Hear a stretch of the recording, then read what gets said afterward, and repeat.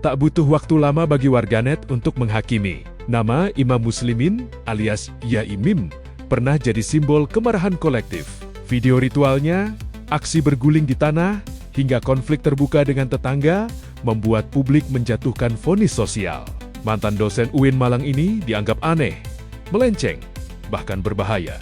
Di fase awal, nyaris tak ada ruang pembelaan. Lingkungan perumahan Joyogran, Merjosari, Lowokwaru, Malang sepakat. Yaimim harus pergi. Ia diusir. Kampus menonaktifkannya. Hujatan terasa final, seolah ceritanya selesai sebagai kisah seseorang yang kehilangan kendali.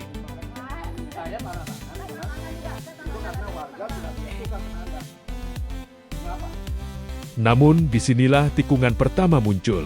Versi lain mulai beredar. Pihak Yaimim menyebut akar konflik bukan ritual, melainkan tanah wakaf yang dipakai tak sesuai peruntukan. Disebut-sebut, tanah untuk jalan justru dimanfaatkan sebagai kandang kambing dan area parkir usaha rental milik Sahara. Opini publik goyah. Warganet yang semula menghujat mulai ragu. Simpati tumbuh. Yaimim perlahan bergeser dari biang masalah menjadi sosok yang mungkin terzalimi, tapi cerita belum berhenti. Selasa, 6 Januari 2026.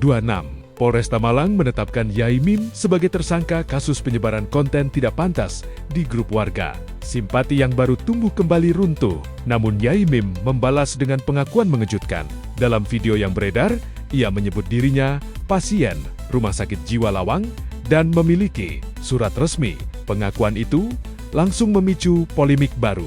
Jika benar, apakah kondisi kejiwaan telah dipertimbangkan dalam proses hukum? Atau justru status ini dijadikan tameng? Saya ini pasien Rumah Sakit Jiwa Lawang dan ada suratnya. Saya bebas dari dakwaan apapun.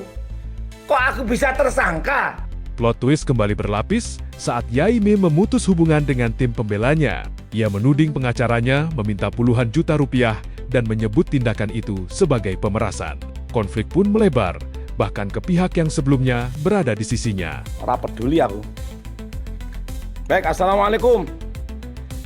Aku Yaimim. Saya tidak perlu pembela yang tidak menjunjung kebenaran dan keadilan. Dino, kamu keluar dari grup pembela Yaimim. Agustian, aku minta Dino pecaten. Bojoku ditarik duit karo Dino. Agustian, aku memang percaya karo sampean tok. Aku ora percaya karo Dino. Dino bolak-balik njaluk dhuwit 15 juta. Piro meneh? Narik 30 juta tapi durung dikai. Katanya digawe bayari dekan Fakultas Hukum UB. Ahli pidana iki wis, aku nggak perlu ahli-ahlian, aku penjaran. Tapi pernah loh bojoku transfer nang Dino. Artinya Dino main mata. Buktinya ada orangnya Dino yang ditaruh di grup E di Mbak Sahara. Menjadi tim pengacaranya Sahara. Artinya Dino main 2 kaki atau 3 kaki. Silakan saja, wis. Mulai saat ini saya tidak mau dibela oleh Dino. Silakan Dino membela Sahara, oke? Ayo, aku di penjara gelem. Asalkan didasarkan pada kebenaran, keadilan. Saya tidak perlu pengacara yang hanya ingin menang.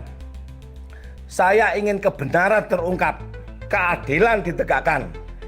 Yang benar harus jelas, yang salah harus jelas. Dalam kasus ini, saya merasa tidak salah. Saya merasa benar.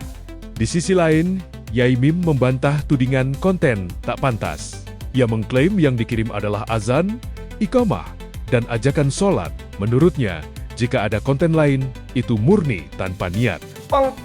Ini urusannya terang benderang. Saya ngirim di grup itu bukan itu yang saya kirim. Yang saya kirim bu azan, iqamah, sholat. Kenapa? Aku ditunjuk menjadi imam sholat, ngajak warga sholat. Itu mungkin kepencet. Artinya apa? Di sini tidak ada mens rea, tidak ada niatan. Ini bukan kesengajaan. Lah kok aku bisa tersangka? Kowe lek gak mainane pengacara apa ayo? Bajingan itu.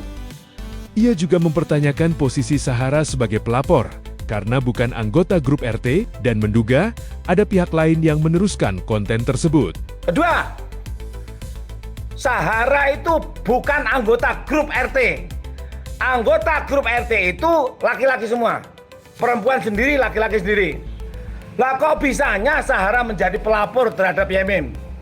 Berarti ada orang yang mentransmisikan video itu dari anggota grup kepada Sahara. Siapa dia? Saya duga adalah ketua RT. Saya duga adalah Atmam. Saya duga adalah bendahara RT, yaitu Bapak Profesor Dr. Kiai Haji Nur Hidayat. Saya duga adalah sekretaris T, yaitu Bapak Mujani. Mereka semua layak dicurigai. Kenapa? Yaitu, zaman pelajari sendiri. Kini, Yai Mim berdiri di tengah pusaran cerita yang terus berputar. Dulu dihujat, lalu dibela, kini dipertanyakan kembali. Status pasien rumah sakit jiwa menjadi kunci sekaligus tanda tanya. Apakah ia korban konflik sosial, pelaku pelanggaran, atau gambaran rumitnya persoalan lingkungan yang gagal dikelola? Jawabannya belum final. Yang jelas, simpati publik sekali lagi berubah. Dan kisah Yai Mim masih menunggu akhir.